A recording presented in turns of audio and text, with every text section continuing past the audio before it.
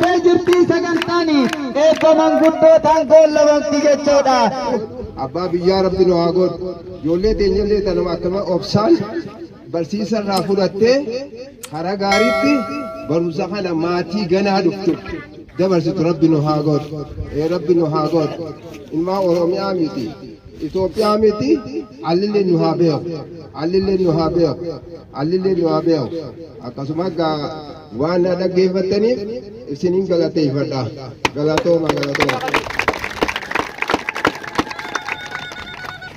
Egaa galatooma har'aa asitti waliin nu fidelleen amadallee kanatti kanatti walitti nu haa deebise nagaan amada nu haa deebise mootummaa keenyallee nagaa kan nagaan nu haa godhu gartee araatiin arraatun ijoolleen barattoota arraatun warruma akkanatti garteera guutuu fi taphatu rabbi nu haa godhu hawaasa keenya wajjin nagaan rabbi nu haa jiraachisu nagaan irra oollee nagaan nu haa bulchu nama amata guutuu walitti deebi'u nu haa godhu heebataa rabbi nurraa haa qabu waan akka malee rabbi nurraa haa qabu ubrii dheerinaa wajjin nu haa tursiisu gartee bulchiinsa keenya qatti gaamee kanallee aboo amatallee kana diranitti wajjin walitti nu haa deebisu aboo warra galataa walitti deebi'u nu haa godhu aboo galatooma.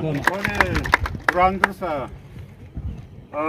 haamilee akka naa kennitaniin barbaada haamileen naa kennamu goota akka boonsaa kana warreen dhale kana haadha boonsaatii fi abbaa boonsaatiif haamilee o'aa tokko silaa akka naa kennitaniin barbaada.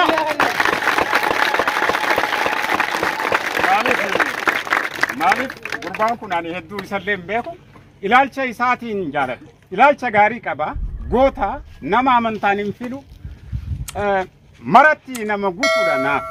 Kanaaf ijoollee keenya dheeboodhee belee osoo hin jiin halkanii guyyaa iddoo kanatti argamee naamusa gaariitiin leenjii akkanaa kana leenjii ammaan dura nuti magaalatti dheebochaa turre qe'uma keenyatti fiduu isaatiin haa galatoomu galata guddaa rabbii biraa haa argatu hin jaa.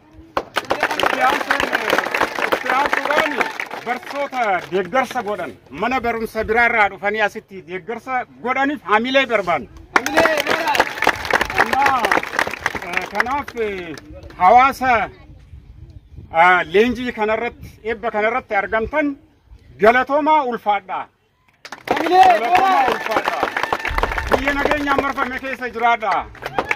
Ilmaan keessanis ka faayidaa rabbiis naa godhu. Jiraadhaa horaa kan hafe waa inni itti haa gootu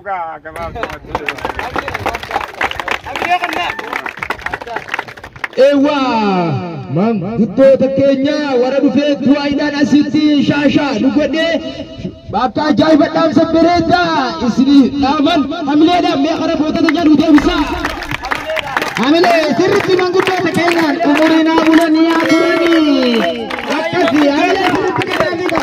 Hamilee hanga sammee kanaanitti hamilee shanfaa kana kunoo sagantaa ajaa'ibaa guyyaa har'aa geggeessinee jirra.